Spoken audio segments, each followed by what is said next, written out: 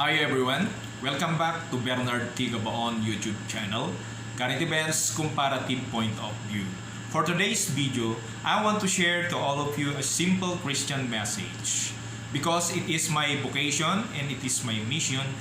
Since I started to make a vlog, I promised to the Lord that I will also make a vlog or create a vlog pertaining to a Christian message or a religious message. So for today's vlog, I want to share a simple message, which is I make a title like this: The solution of your problem while you are racing in attaining your dreams. It is a fact that in every day in our lives, while we are in performing our lives every day, while we are in racing of our dreams, a daily routine in our lives, many trials will come in our lives. Too many problems we are facing. There are those problems inside our house, inside our family.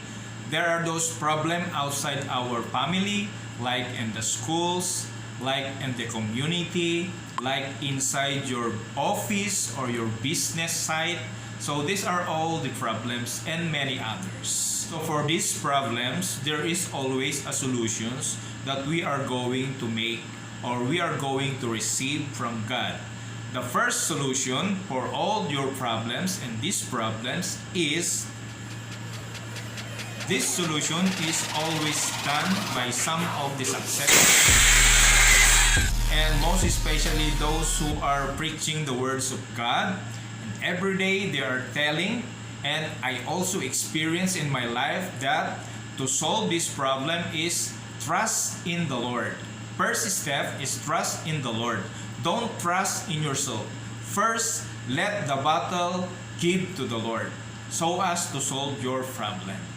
Because God is our Almighty God. He knows everything for us and He knows everything what will be happen in the future. So the first solution that we have to do is trust the Lord, and the Bible verse is Proverbs 3, 5, and 6. What was the content of Proverbs 3, 5, and 6? The content is, trust in the Lord with all your heart and lean not your own understanding. In all your ways acknowledge Him, and He will direct your path straight. Yes, that it is true. That is the best solution that a people can do whenever he is facing a problem.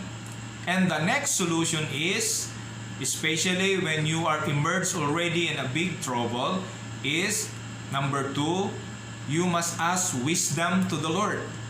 Because you are the one who implement the solution of the problem, and God give you the wisdom, so the battle is yours. While the battle is yours, you must ask wisdom to the Lord. And wisdom incorporated with knowledge and power. And what is wisdom?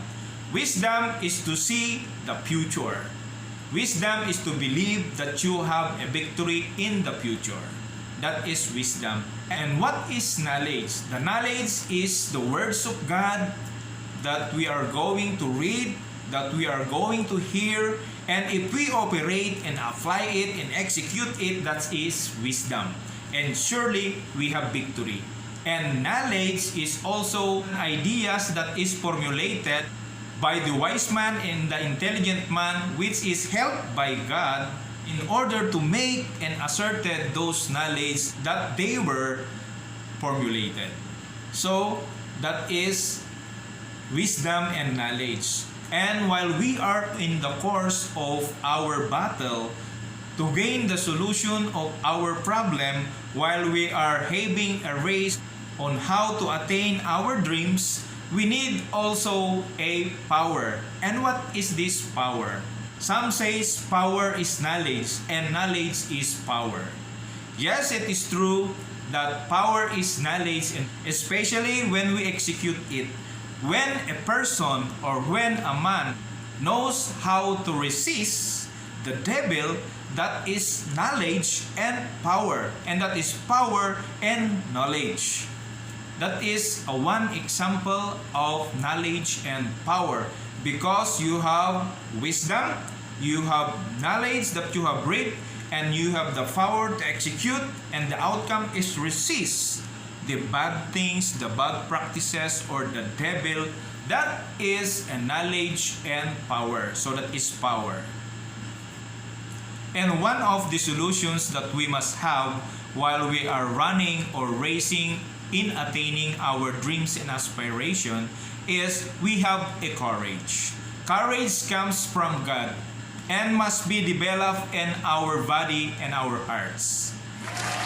Courage is like Jesus Christ's character that we must obtain so that we can face the reality of our lives. We cannot deny the fact that in our race to gain our dreams and aspiration in life is that we have too many giants that we are going to face. There are those trials that it is hard to bear, it is hard to endure. But don't forget, like in James 5:11, that like God, that there is joyful where we are enduring the problems in our lives, and God has always pity on us. So that is one solution to our problem. And number 4 is we must have a determination. Yes, it is true, while we are near in attaining our dreams and aspiration, like especially those students, while they are almost already in graduating or about to be finished their courses, sometimes they are stumble down. Sometimes there are too many problems. Sometimes there are too many hardship that they are going to face. So you need the determination. But be sure that this determination is always connected to God. Determination or the desire, the burning desire to endure and to stay strong and to be stand firm must be needed to each and every one of us. Not only the students, but also to those having a business, those who are having a career, and most especially those who are poor people like me. I came from a poor people, and because with the mercy of God, I developed my life, blessing comes to my life, and thank you very much to the Lord. And even now, since I starting make blogging, it is my vocation and mission. I promise to Him that I will make a vlog regarding on the Lord words, on how to spread His words so that some people or most people will be enlightened. Actually, my blog is only a small YouTuber and there are only small views and small subscribers, but I did not think for that. I aim high and dream big even though I am simple and I'm small people, because I believe that is Christ is in my heart. I am not perfect every day. I am making mistakes in my lives, but I have a dreams to fulfill. I have a dreams to raise, to face all the giants in my life so that I will gain my victorious moment in my life together with my family, together with my relatives, and together to all the Christians and all people who loves me and all people who believes me.